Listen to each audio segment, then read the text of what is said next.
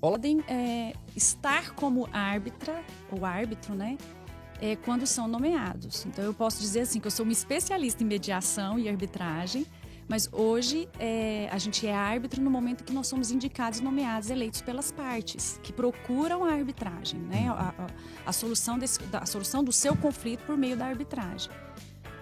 Eu considero a mediação e a arbitragem um meio de solução de conflitos muito eficaz. Eu sou uma entusiasta da arbitragem, né? Dessa solução de conflito. Até porque é satisfatório. Então, eu acho fantástica. Eu participo, eu gosto, porque eu realmente acredito. E eu acho que o futuro é esse, né? Ele pode não estar agora, a gente fala que a gente tem que levantar uma bandeira e realmente bater no peito e dizer, né, aqui existe a arbitragem e ela pode ser utilizada como método de solução de conflito eficaz e trazer essa cultura, porque realmente ela está caminhando, né? Justamente porque as partes hoje ainda preferem. Olha, podemos partir dos programas de saúde e os programas de segurança. Existe um programa que se chama Plano Gestor. Na verdade, é um programa de gerenciamento de risco do trabalho rural. Muito legal, porque esse programa de gerenciamento de riscos ocupacionais, ele faz um inventário dos riscos que tem no ambiente de trabalho, ou seja, um levantamento, identificando os pontos de perigo e de riscos, e depois ele faz um plano de ação para mitigar ou até mesmo eliminar esse risco. Então, é um programa importantíssimo, tá? Que é bastante cobrado pelo Ministério Público, pelo Ministério do Trabalho, a aplicação desse programa. E junto com ele tem os demais programas, que é os PCMCO, LTCAT, outros programas que a metodologia prevista no programa não estava sendo aplicada porque o fornecimento do IPI não estava de acordo com os programas. Então, o programa ele identifica o risco, mas ele também traz um plano de ação.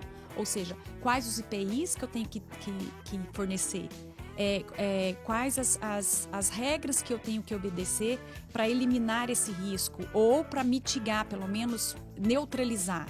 Então, quando ele confrontou os documentos, ele viu que a metodologia do programa não estava sendo aplicada porque na ficha de IPI não tinha exatamente aquele equipamento que estava previsto para aquela função, para o exercício daquela função. Então, para ele nesse caso, o profissional ele teve a faca e o queijo na mão, né? Ele já confrontou os documentos. Sem a relação contratual, ele pode exigir qualquer coisa que evidencie a lisura, né? A boa-fé e principalmente se o objeto do contrato de trabalho, do contrato entre as duas, não o contrato de trabalho, mas o contrato entre as duas, está ocorrendo normalmente. Então, nesse caso, ele pode até exigir para sua verificação, certo? Mas o documento, o documento de registro, de fiscalização diretamente daquela mão de obra é do empregador. Então, seria da empresa contratada. Ela que tem que ter. Agora, ele pode exigir para saber se o objeto está sendo... Porque como o tomador de serviço tem a responsabilidade subsidiária e solidária em outro aspecto, ele pode sim exigir documentação que evidencie isso para ele, dentro dessa relação contratual, certo?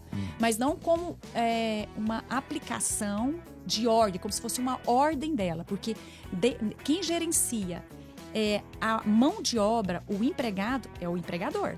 Certo? Ela pode cobrar, justamente por conta dessa atitude preventiva, ela pode cobrar da empresa prestadora de serviço a aplicação, né, da lei.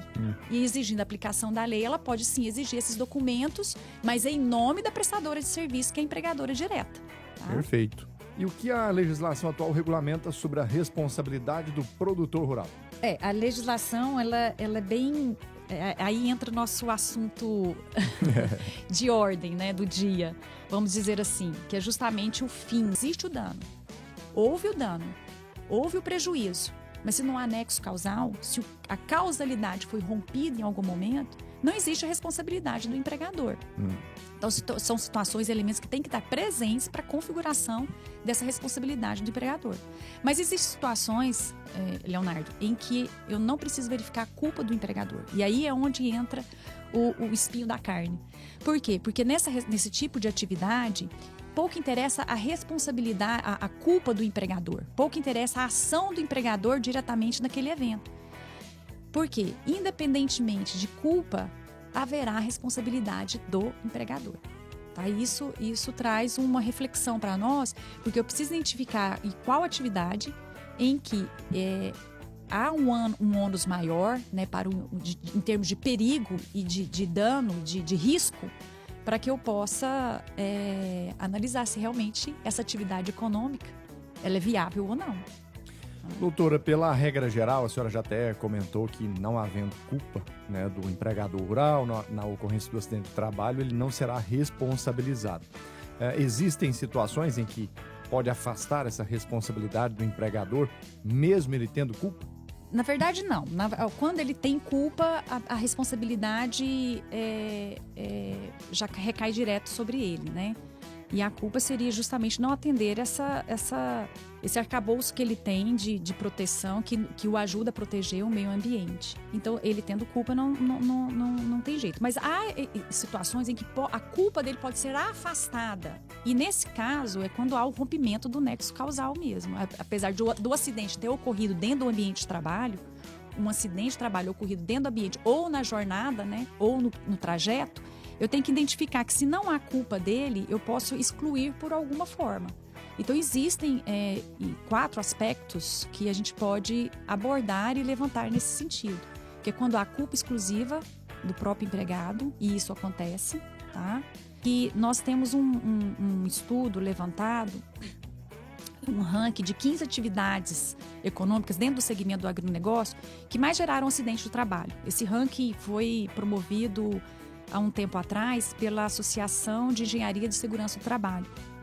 E a fonte pegou informações das concessões que foram dadas de benefícios previdenciários, né? E nas regiões. Então, eles estabeleceram que a região sul, sudeste e nordeste são as regiões que mais têm acidentes do trabalho dentro do agronegócio. E as atividades do segmento que mais promove acidentes é o cultivo de cana-de-açúcar e a atividade existe para todo o ramo de atividade, né? Isso é parte da decisão do próprio empresário, né, de adotar essa medida. Mas ele é um programa de integridade adotado pelas empresas que tem como finalidade aplicar condutas e políticas que visam mitigar riscos e prejuízos e evitar a responsabilidade por condutas ilegais.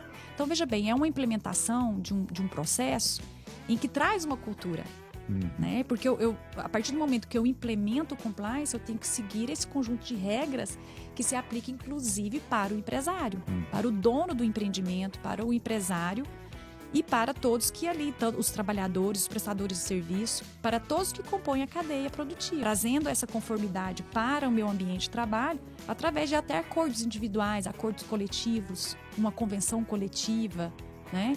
Além de eu já estar adotando um código de conduta, né? Um código de conformidade que serve para todos, para todos.